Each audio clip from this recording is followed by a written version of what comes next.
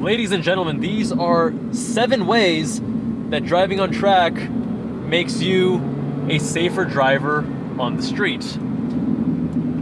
The first and the most foundational concept is actually looking far ahead. This is the most important one because a lot of the subsequent points actually are based on this. Looking ahead doesn't just mean, hey, I'm looking out in the distance far ahead on the road right now when it's straight, but also in turns. This is a very common thing on track. I instruct on track with PCA, with Audi Club, with Speed Ventures, with a few different groups. And the most common beginner mistake or thing that we need to correct is looking far ahead. Looking beyond just the corner. People will fixate on maybe the apex or a certain part of the corner. And you want to look beyond the corner. Where's your exit? And what comes after the exit? Where's the next turn? You want to set your car up well in advance of what's in front of you. Now, on the street, it's not about trying to drive faster, obviously. It's about trying to be safer. But that same habit from the track translates to the road as well.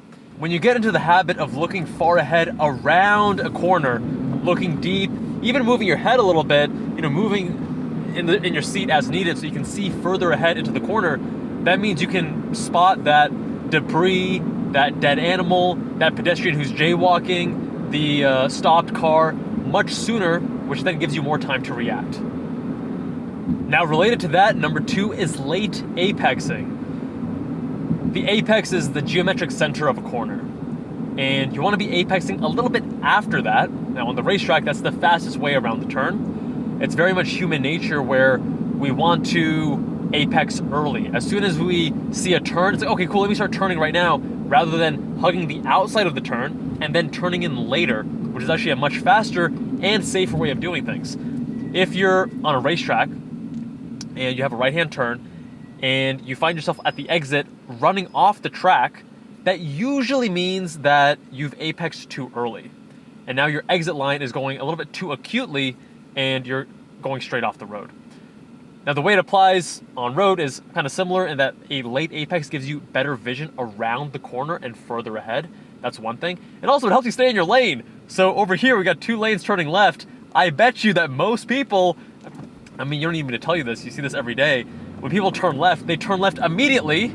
And then when they get to the center divider, they're like, oh crap, I can barely stay in my lane. And they need to turn even sharper because they did not apex late. They apex too early and they have a very shallow line, which is actually not safer because now they're going to run into the car to the adjacent lane, and they don't have as good a visibility moving ahead around the corner. And that's going to be especially applicable, of course, when, let's say, you're on a canyon road or another road where you have a physical barrier where you can't actually see. I mean, these small little center dividers you can see over. But late apexing has the same benefits of giving you a heads up as to what is yet to come as looking far ahead. So the two play hand in hand. Next up is smooth inputs, and same thing. This all relies on that foundational concept of looking far ahead, because if you're looking far ahead, you have more time to react and your inputs can then be more gradual and smoother rather than you being surprised and like, oh shit, and having to turn or brake or accelerate suddenly. Now, we've all been passengers in vehicles where the driver does not have smooth inputs, and not only is it uncomfortable to be a passenger in that, and they keep like jabbing the brake violently and your head keeps going forward. Or I remember in high school, one of my friends, his dad would drive us, and he had this Maxima, a manual Nissan Maxima, and the poor dude had no idea how to drive stick. Every time he shifted the gears, our heads would bob back and forth. Like, you can do it smoothly. Anyways, smooth inputs applies to everything: throttle, steering, brake, shifting. And it makes you faster on track. But moreover, it makes you actually safer on the road, because if you are smoother with your inputs, you're not approaching the limit of the car as suddenly. If I suddenly steer one way or another, I'm approaching the limit of the car at a very rapid pace. And if I'm more likely to break traction, I'm more likely to lose control, and I'm removing that buffer that I need to be able to drive safely, because people are unpredictable things happen, and smooth inputs are not only faster, but safer. Number 4 is understanding the limits of a vehicle, and driving around, most of these people have never approached the limits of their cars. And the reason that's dangerous is that you don't know how hard your car can actually brake. You don't know how hard it can steer, how hard it can accelerate, right? And when shit hits the fan, when unexpected things happen, you need to understand the limits of your car so that you can handle that situation appropriately.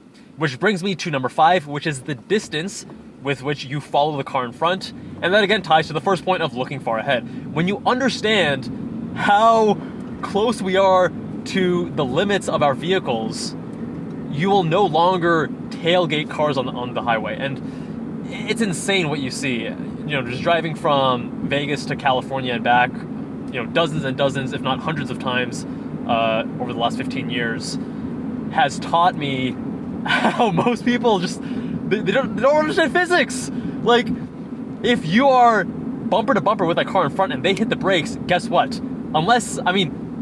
You really increase the chances of rear-ending them into getting into a collision. And it doesn't matter how fast your reflexes are. Their car may be able to brake faster than your car. You may not react fast enough. Like, there's just too many variables. And what I've found is that when people are good drivers, when they have experience on the track, when they understand defensive driving, you never see them tailgate. Number 6 is controlling the car at the limit. So now that you understand the limits of the car, that's the first step. The next step is understanding how to control the car at the limit. Normal human tendency and instinct, especially in a rear-wheel drive vehicle, is not going to help you. If you start feeling oversteer, you're like, oh crap, let me slam on the brakes and turn the opposite way. Guess what? You're going to snap the opposite direction. I remember hearing some statistic that the majority of accidents that occur are due to overcorrection of the vehicle when it starts sliding, where they hit the brakes, they get the weight over the front of the vehicle, and because they're now countersteering, the car just snaps the opposite way. When you understand how to control oversteer, and I've talked about this many times, I think that, obviously it's going to be different with front-wheel drive versus rear-wheel drive. That does change because with front-wheel drive vehicles, as you give it more throttle, that's actually going to help you straighten things out. But many people on the road have no idea what to do regardless of the drivetrain type, and it actually makes the situation worse. So if you understand how to control your vehicle at the limit, then when it's raining and you have lower traction and you start slipping, you know what to do. That alone could save so many lives. And number 7 is being predictable, not polite. On the racetrack, you have to be predictable in order to drive safely, and your instructors and the organization is not going to tolerate any unpredictable driving behavior because that's erratic, that's dangerous. If you start braking suddenly on the straight for no reason, someone's going to hit you from behind. There's this one video where this guy just slows down unpredictably on track, should not be doing that, and a lot of people have offs. I think one guy even totals his car all because of that unpredictable nature. So on the racetrack, you're going to learn you got to drive predictably. Same thing on the street. People think that they're being polite. Do not be polite. You're being more dangerous by being polite. When you're saying, oh, even though I have right away, no, you go. That is not the right thing to do. You increase the chances of getting into a collision. You actually don't know if it's safe for them to proceed or not. Let's say we're all stopped here and someone's trying to come in from the side. I'll say, oh yeah, come in, and I don't know if it's actually safe or not over here. This person's gonna see me waving them, they're like, okay, yeah, I'll go. And then they go here, and then bam, a car that's speeding by on the right-hand lane just swipes them. And those are 7 ways that driving on track makes you safer on the road. If you have any additional ones, please leave them with a comment down below. Much love, my friends, and I'll see you all in that next one.